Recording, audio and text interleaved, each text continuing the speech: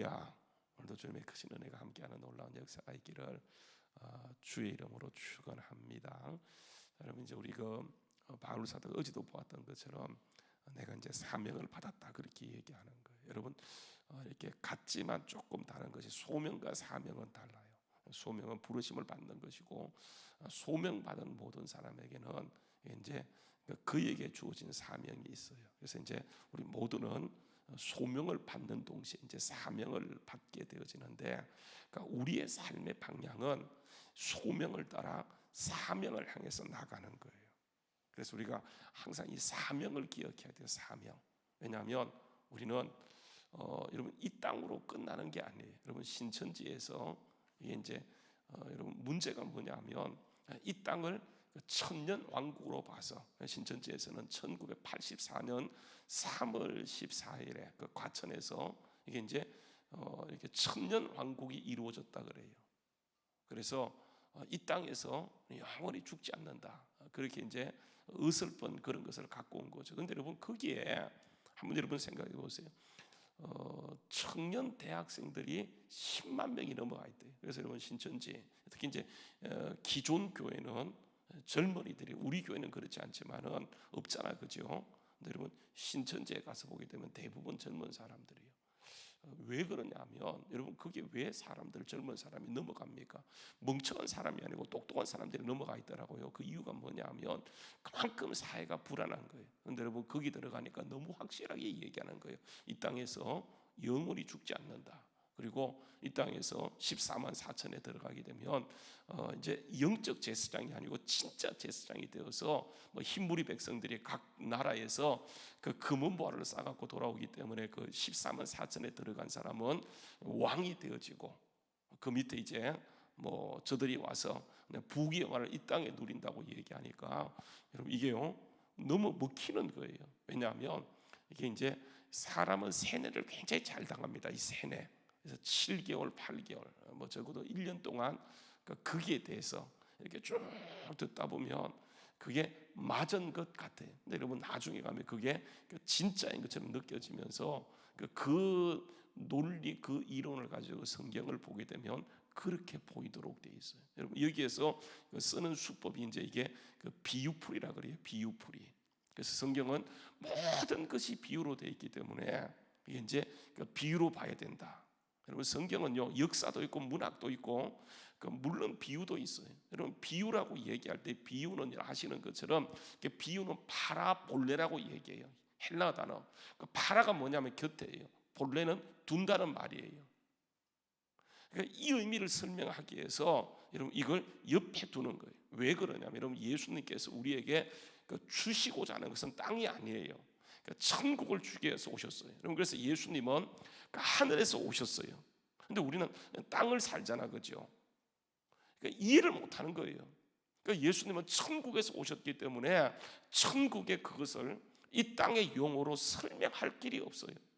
여러분, 한번 생각해보세요. 종종 이제 우리 만화라든지 이 드라마를 보게 되면 이게 이제 뭐 상당히 좀 황당한 내용이긴 하지만은, 이게 만약에 타임머신 타고 옛날로 돌아간다고 한다면 여러분, 지금 이 시대 이 문화를 그들에게 적어도 한 100년 전으로 돌아간다, 뭐 200년 전으로 돌아간다. 여러분, 그때 그 사람들에게 우리 핸드폰을 어떻게 설명할 수 있을까요? 물론 갖고 갔으면 그걸 딱 보여주면 딱 이해할 수 있겠지만 안 갖고 갔어요. 그런데 그들에게 설명을 하려고 그러면 어떻게 해야 되는 겁니까?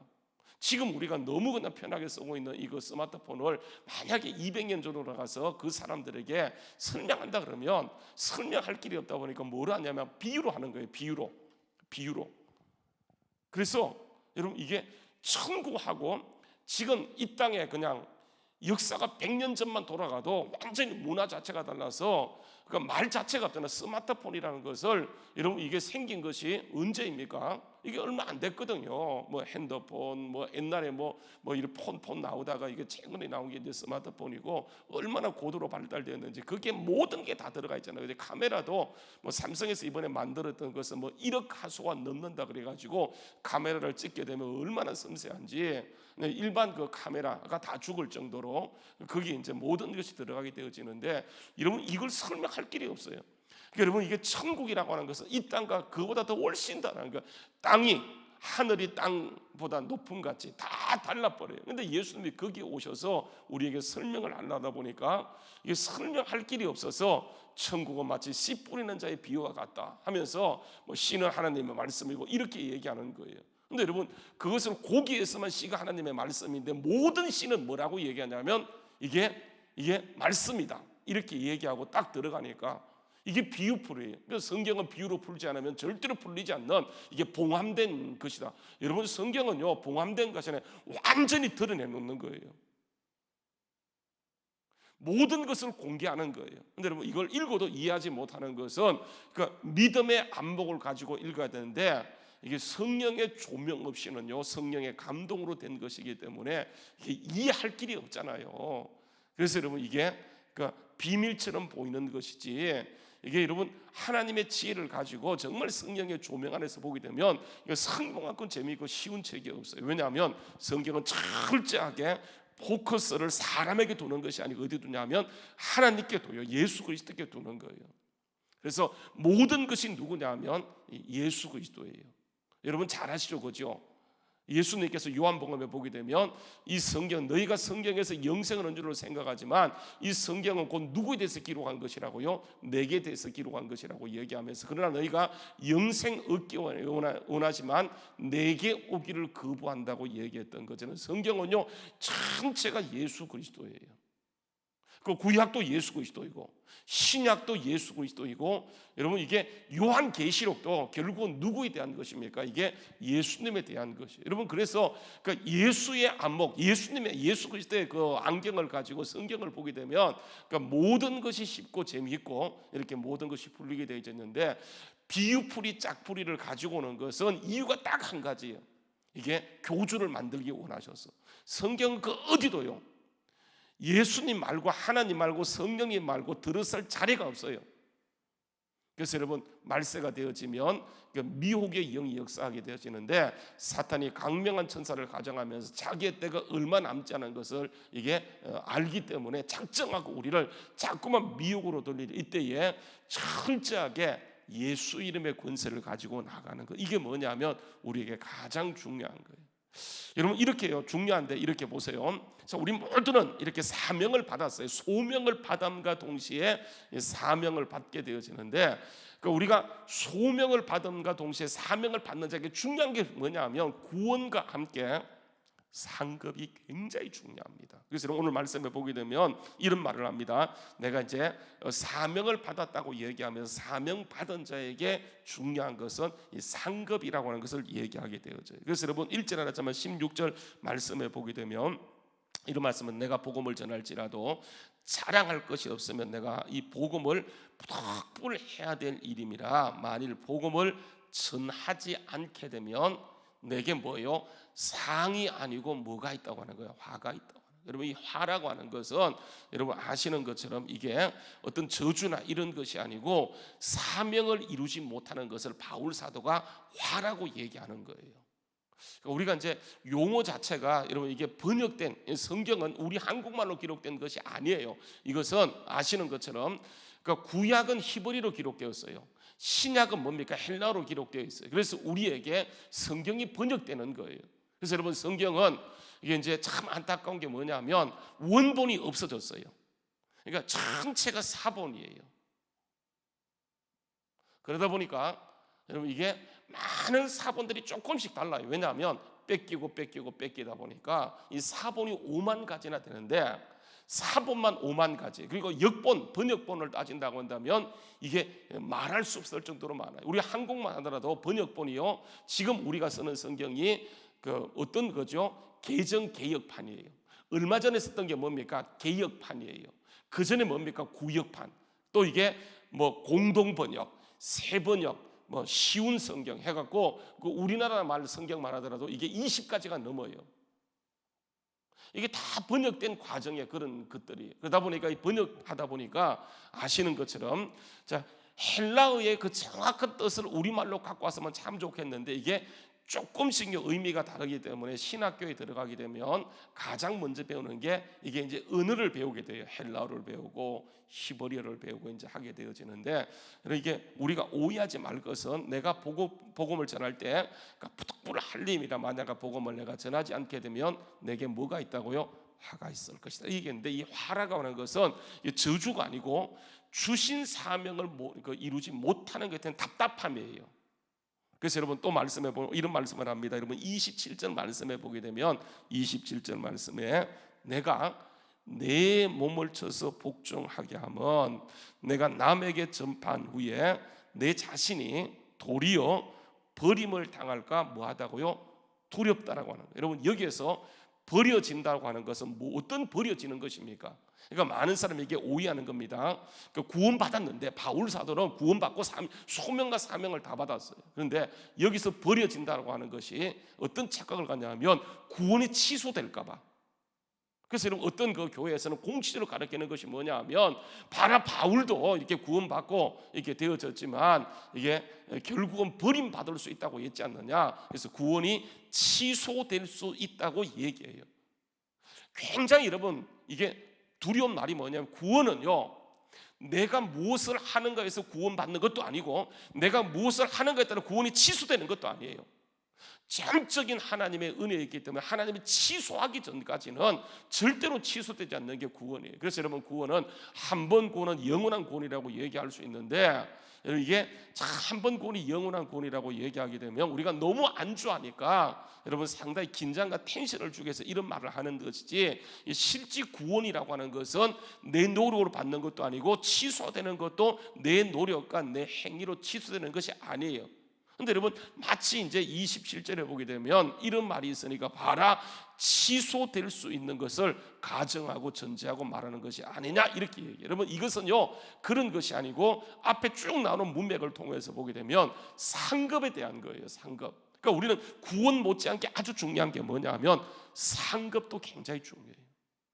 천국은요 들어가는 것 못지않게 영원토록 살아요. 그래서 여러분 이 말씀을 이해하기 위해서는 그 앞에 나왔던 말씀을 전체적으로 봐야 돼요. 한번 여러분 보십시오. 앞으로 조금 가서 보게 되면 4장 2절 말씀에 이런 말씀을 합니다. 4장 2절 말씀에 보게 되면 자 이런 말씀을 하세요. 사람이 마땅히 우리를 그리스도의 일꾼이요 그 하나님의 비밀을 맡은 자로 여길지어다. 그리고 맡은 자들에게 구할 것은 뭐라고요? 충성이에요. 충성. 그러니까 사명은 소명과 함께 받은 사명은요 한 가지밖에 없어요. 그게 뭐냐면 충성이에요. 충성. 그러니까 우리에게 사명을 준 것은 내 마음대로 하라고 준 것이 아니고 충성하도록 준 것인데 내가 사명을 제대로 감당하지 못할까 바울 사도가 늘 두려워했던 것을 보게 되어져요. 왜 그러냐면 여러분 3장을 한번 가서 보게 되면 3장요 이렇게 얘기합니다. 3장 보세요. 11절 말씀에 보게 되면 이 닦아둔 것 외에 능히 다른 틀을 닦아줄 자가 없으니 이 틀은 곧 뭐라고요? 사이드피. 여러분 보게 되면 11절 말씀에 보게 되면 이 닦아둔 것 능히 다른 틀을 닦아둘 자가 없으니 이 틀은 곧 뭐라고요? 예수 그리스도예요. 구원의 터전이에요. 근데 여러분 거기에다가 우리가 집을 짓는 거예요. 집을 짓는 것. 그래서 우리는 각자 집을 짓는 자라고 얘기하면서 만일 누구든지 그 터위에 검은 보석, 나무 불집으로 세우게 되어지면 각 사람의 공적이 나타날 터인데 그 날에 주님 오시는 그날에 주님 앞에 서는 그날에 우리가 공적을 밝히리니 불로 나타내고 그 불이 각 사람의 지었던 집이 어떠한 것임을 시험하게 되어져요. 그래서 만일 누구든지 그 위에 세운 공적이 불 가운데 통과하면서 그대로 있으면 이 사람은 뭘 받아요? 상을 받아요. 상. 근데 그가 세웠던 그 공적이 불타면 이 사람은 상이 아니고 뭘 받아요? 해를 받아요. 여러분 이게 뭐냐면 바울 사도가 두렵다고 하는 거예요. 그러나 자신은 뭐 하는 거예요? 구원을 받는데 이 사람은 불 가운데 구원받는 것과 같다. 이게 여러분 구원은 우리의 노력과 아무런 관계없는 거예요. 정말 주님이 작정하시고 십자가로 이루셨기 때문에 우리가 그 사실을 믿게 되면 누구든지 구원해요. 그래서 여러분 성경 말씀에 보게 되면 한번 따라서 주의 이름을 부르는 자는 뭐 하는 거예요? 누구든지 뭘 받아요? 구원을 받게 되어지는 거예요. 이것은 전적인 예수 그리스도의 피의 공로로 주어지는 것이기 때문에 그러니까 우리가 얻었다 취소했다 할 수 있는 그런 그게 아니에요. 그래서 여러분 가장 중요한 게 이것과 함께 우리에게 사명이 중요해요. 사명. 사람들이요 이 사명에 대한 것을 잘 몰라요. 사명. 여러분 우리는 가정을 갖습니다. 가정을 유지하기 위해서 직장을 갖게 되어져요. 직장에 가서 우리가 거기에서 열심히 일함을 통해서 샐러리를 받게 되고 가정을 유지하게 되어지는데 그러니까 이게 일반적인 원리예요. 그런데 보세요, 우리는 이렇게 가정을 주신 목적이 뭐냐면 그 가정을 천국으로 만드는, 이게 우리에게 주어진 사명이에요. 그리고 여러분 직장에 가서 우리가 거기 열심히 일해서 돈을 버는 것도 물론 목적이지만 우리를 그게 빛으로 소금으로 파송했기 때문에 거기에서 우리가 열심히 일하고 근면성실하고 정말 사명자로 거기에 가 있어 우리가 거기에서 그들을 섬기고 돌봄을 통해서 이들을요 이 직장을 바꾸게 하는 것이 우리에게 주어진 목적이에요. 그러니까 우리는 남들 하지 않는 것 이에 하나가 더 주어진 것이 뭐냐면 그 직장을 바꾸도록 우리에게 직장을 주셨기 때문에 거기에서 복음의 삶을 사는 거예요. 여러분 이 말을 보세요. 바울 사도가 오늘 본문에 와서 보게 되면 뭐라고 얘기하냐면 이렇게 얘기합니다. 18절에서 그런즉 내 상이 무엇이냐 이 얘기해 놓고 여러분 보세요. 이렇게 합니다. 그런즉 내 상이 무엇이냐, 내가 복음을 전할 때에 값없이 전하고 복음으로 말미암아 내게 있는 권리를 다 쓰지 않는 거예요. 성질 난다고 다 성질을 부르는 게 아니에요. 세상 사람은 열받으면 다 성질을 부려요. 근데 우리는 거기에서 믿음의 사람으로서 있기 때문에 아무리 열받아도 딱 질러버리면 그때부터 이렇게 구원의 문이 닫혀버려요. 사명의 길이 닫혀버려요. 그래서 보게 되면 바울 사도가 이런 얘기를 합니다. 한번 보세요. 내가 모든 사람에게 자유로우나, 내가 모든 사람에게 자유로우나 스스로 모든 사람에게 뭐가 되는 거예요? 종이 되는 거예요. 그러니까 우리는 예수 믿는 순간 우리는 종이에요. 무슨 종이냐면 여러분 보세요. 19절 말씀에 사람을 얻기 위해서, 사람을 얻기 위해서. 다시 보세요. 내가 모든 사람에게 자유로우나 스스로 모든 사람에게 종이 된 것은 더 많은 사람을 얻고자 함이라. 그래서 유대인에게는 유대인처럼 되어지고 이방인에게는 이방인처럼 되어지고 21절 말씀에 보게 되면 이런 말이죠. 율법 없는 자는 내가 하나님께 율법 없는 자가 아니고 도리어 그리스도의 율법 아래 있는 자이나 율법 없는 자 같이 된 것은 율법 없는 자들을 뭐 하는 겁니까? 구원코자 하는 거예요. 또 보세요. 약한 자들이 내가 약한 자와 같이 된 것은 약한 자들을 얻고 여러 모습이 된 것은 내가 여러 사람에게 여러 모습이 된 것은 아무쪼록 몇 사람이라도 뭐 하는 거예요? 구원을 얻고자 하는 거예요. 우리는 교회가 구원의 방주인 것처럼 우리 자신이 성전이 성령을 모신 사람이기 때문에 그 직장에 가서 그 사람을 구원하게 주셨기 때문에 물론 여러분 말로 전도하는 것도 굉장히 중요하지만 특히 가까운 사람일수록 가장 중요한 게 뭐냐면 이게 섬김이에요. 섬김, 종이 되는 거예요. 여러분 신천지 가 보세요. 말도 안 되는 것을 가지고 여러분 이게요 사람을 움직이는 심리를 이용해요. 심리. 신천지는 철저하게 심리를 연구하는 사람이에요. 심리. 그래서 뭐 MBTI 뭐 애니어그램 뭐 이런 거 심리를 가지고 뭐 그림 뭐 이런 걸 가지고 하게 되어지는데 여러분 이게 사람은 어떤 사람이냐면 사람은 종속 이론이 있어요. 종속 이론. 내가요 우리 송 권사님한테 잘해줘요. 그러니까 어려울 때마다 도와주고 계속 그냥 위로해줘. 그러면 저분은 나한테 종속되어집니다. 그래서 내가 나중에 뭐 부탁하게 되면 절대로 거절하지 못해요. 이게 종속 이론이에요. 철저하게 신천지는 그걸 이용하게 돼요. 이게 원래 복음에서 나온 거예요. 바울 사도가 얘기하는 거예요. 그래서 내가 정말 그에게 종이 된 것은 내가 종속되어지는 거예요. 그런데 여러분 내가 처음에는 계속 도와줍니다.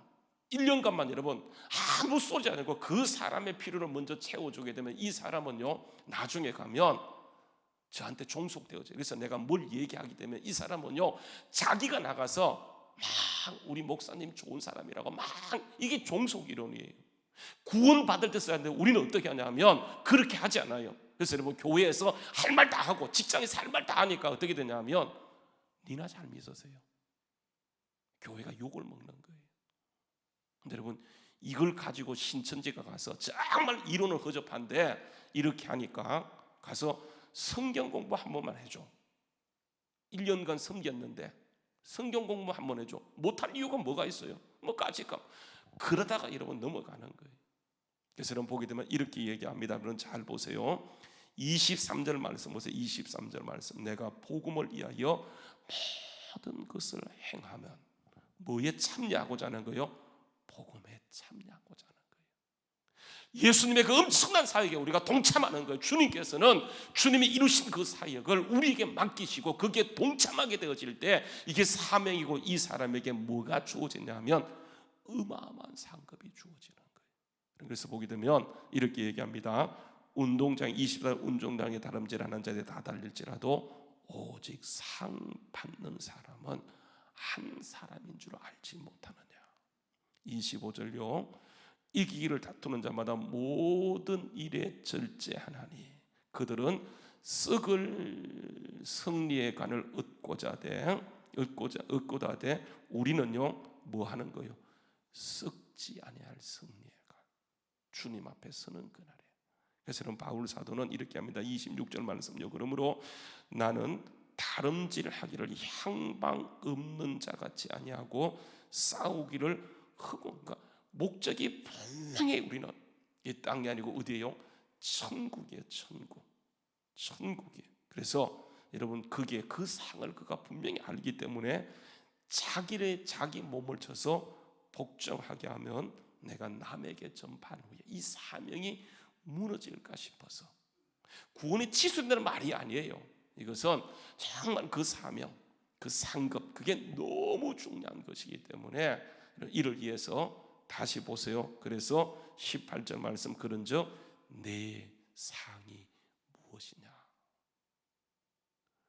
구원도 중요해요. 그러나 우리는 내가 사명을 받았기 때문에 그 사명 죽도록 충성하게 되어질 때에, 그래서 우리는 맡은 자에게 구할 것은 충성밖에 없어요.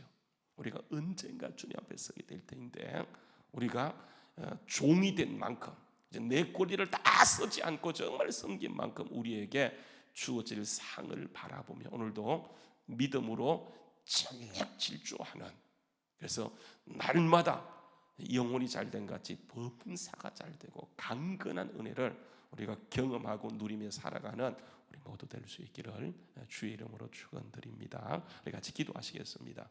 참